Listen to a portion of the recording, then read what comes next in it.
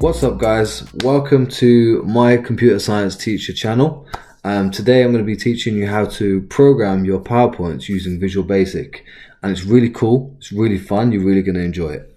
I'm going to do my presentation on the superhero quiz because I just love superheroes. Everyone loves superheroes, and I think everyone would love to be a superhero, no? Quick question, if you had a superpower, what superpower would it be? That's the opening question. But in the meantime, while you think about that, obviously comment below and let me know. But I'm going to show you how to add the developer tab first, because we need that to create buttons and to program it. So when you go in the top left corner, you're going to see File, and you click on File and you scroll right down to the bottom, you see Options. This little box is going to pop up and it's going to give you a list of things that you can edit and tamper with.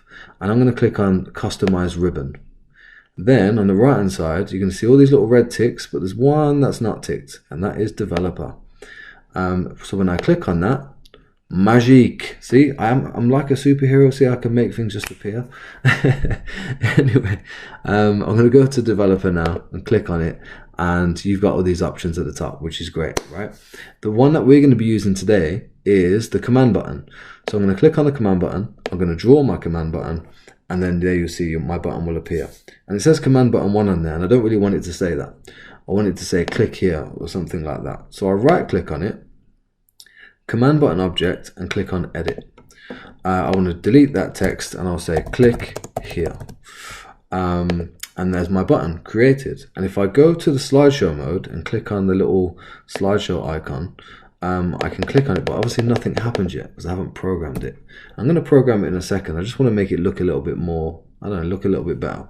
So I'm going to right click on the button. I'm going to go to the property sheet here, click on that property sheet, and then loads of options come up that enable you to change the details of it.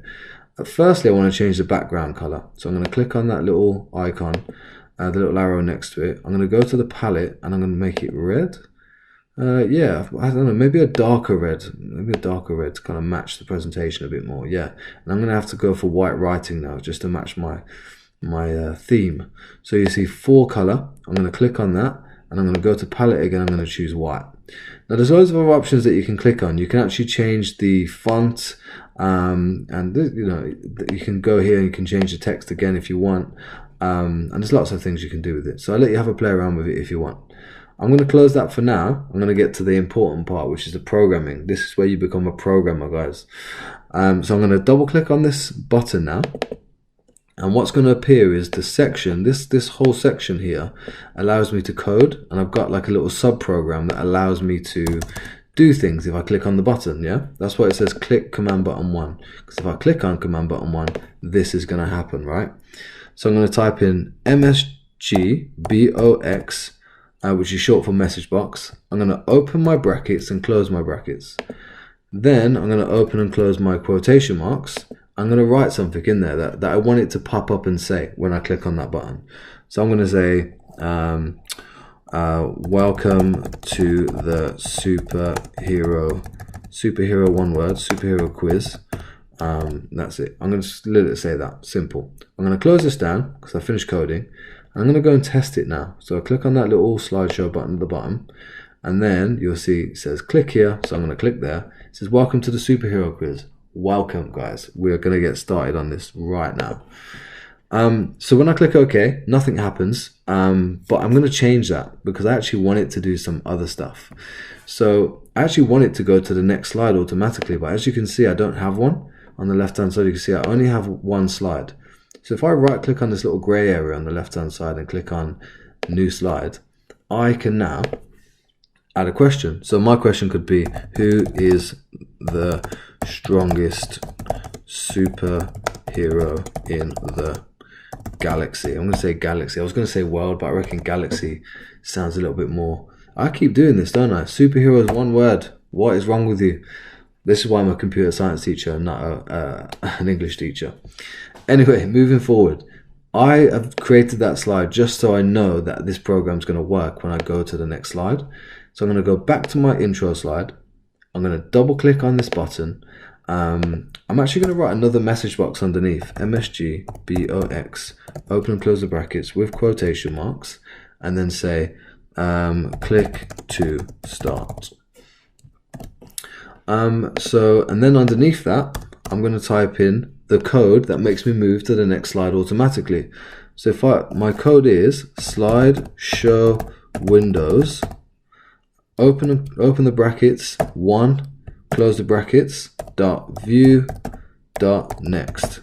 And now that code will make me move to the next slide automatically when I click on OK on the second message box. So close that down, test it, click here, welcome to the superhero quiz, click OK, and then click to start. Right, and then it's moved to the next slide automatically, and now I can get started on my question. I'm not going to get started on it in this tutorial, I leave that for the next tutorial. But because I want to show you something that's really important. It's the most important thing, because otherwise everything you did today is an absolute waste of time. So I have to save my presentation correctly. And if I go File and Save As at the moment, I'm going to save it to my desktop maybe. Try and save it to my desktop anyway. Let's double click on this PC. I'm on my desktop already. I've got one called Superhero Quiz, the one that I made earlier. But when you first look at it, your PowerPoint is actually set to default at PowerPoint presentation at the bottom down here, the type. So you can name it what you want, and then you can click on this down here, and you have to name it a macro enabled presentation.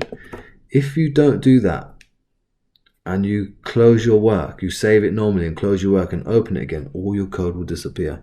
So make sure that this is actually set as macro enabled presentation. It's the second one.